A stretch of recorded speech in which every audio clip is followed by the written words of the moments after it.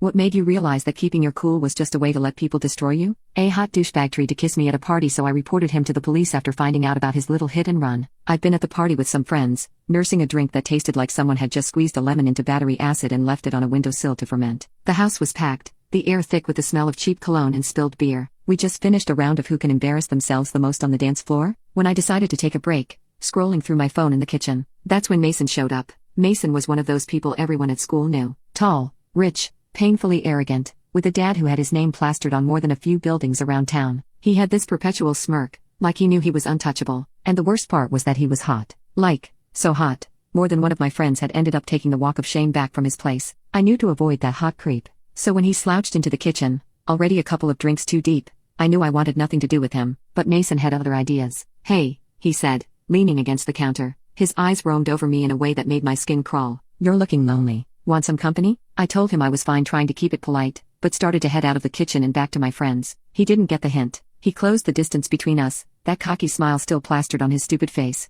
"Come on, don't be like that," he said, and I tried not to gag. From the entire whiskey factory he'd apparently drunk. Then, just like that, he leaned in for a kiss I absolutely did not want. I stepped sideways, letting him stumble and catch himself against the counter, which resulted in him spilling his drink and basically throwing his phone on the counter. I swiped his phone for revenge, figuring that as my revenge, at least he'd wake up tomorrow and have to spend a couple $100 on a new phone. I ducked out of the kitchen and unlocked his phone, but it was already open to a group chat. One message in a chat said, "No one can know about what happened with the car. Payments were sent through Venmo. Keep your mouth shut." It didn't take a genius to figure out what that was about. A hidden drum had made headlines a few weeks earlier. A car had smashed into a pedestrian and sped off, leaving this poor 15-year-old hospitalized. The case had gone cold, but now I had a sinking feeling that Mason knew something. I didn't just leave the party and go home to sleep it off. No, hot jerks that think they can just pay everybody off and get what they want, even if people got hurt, didn't deserve to get off easy. Instead, I spent the next several hours digging up every digital footprint I could find. Mason was a social media nightmare, constantly posting updates about his extravagant life. His friends were just as careless, and it didn't take long for me to find photos and comments that corroborated the messages I'd seen earlier. There were mentions of Mason's car in that wild night that no one was supposed to talk about. The more I found,